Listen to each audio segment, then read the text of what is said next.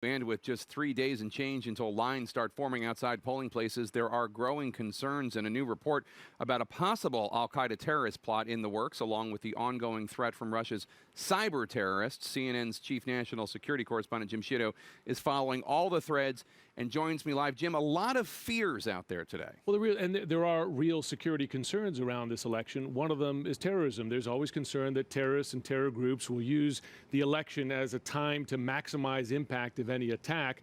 As of yet, nothing specific, but there are threats. When it comes to Russia, though, there's enormous evidence already that a massive information operation, as intelligence agents call it, is already underway to discredit and sow doubts about a very crucial American presidential election. Tonight, growing concerns that Russia is waging an information operation to sow doubts about the U.S. election. Several U.S. officials tell CNN. This is something that the Department of Homeland Security, along with state election officials, have been very, very focused on. I have a lot of confidence in the integrity of our ballot counting process. I have a lot of confidence in the security and cybersecurity around the process run by state and local election officials. Here at the Department of Homeland Security's Cyber Command Center, they're now monitoring multiple threats. There's growing concern that more hacked documents and emails targeting campaigns could be released in the coming days, including potentially documents faked or altered by Russia. Democrat or Republican. The U.S. has also detected the probing of state voter registration systems, at least one of which has been linked to Russia, though they have yet to see those systems tampered with. DHS is now coordinating efforts with 48 states to prevent hacks, scanning computer systems to identify vulnerabilities. However, U.S. officials and cyber experts make clear that the risk of actually changing the election result is minuscule.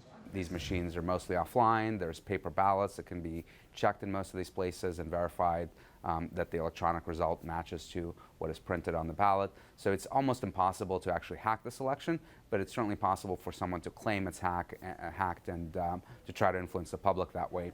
Still, sowing doubts and disrupting the voting process is easier. The department will monitor for so-called denial of service attacks targeting voter information, mapping, and news websites. Today, the Russian-linked hacking group Guccifer tweeted what appeared to be a threat. I'll be an independent observer at the U.S. election 2016. I call on other hackers to monitor the elections from inside the system. This minutes after another tweet accusing Democrats of rigging the vote.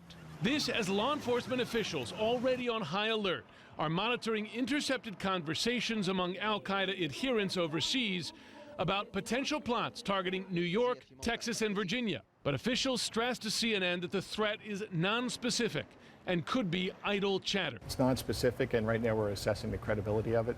But we're geared up to go all the time. Another concern, cyber attacks that disrupt how the vote count is reported to news organizations, including our own. All of these styles of attack are straight out of the Russian playbook. They've done attacks like this before in Eastern Europe, including in Ukraine. And Jake, we should frankly not be surprised if we see something along these lines on Election Day. All right, Jim Sciutto, thank you so much.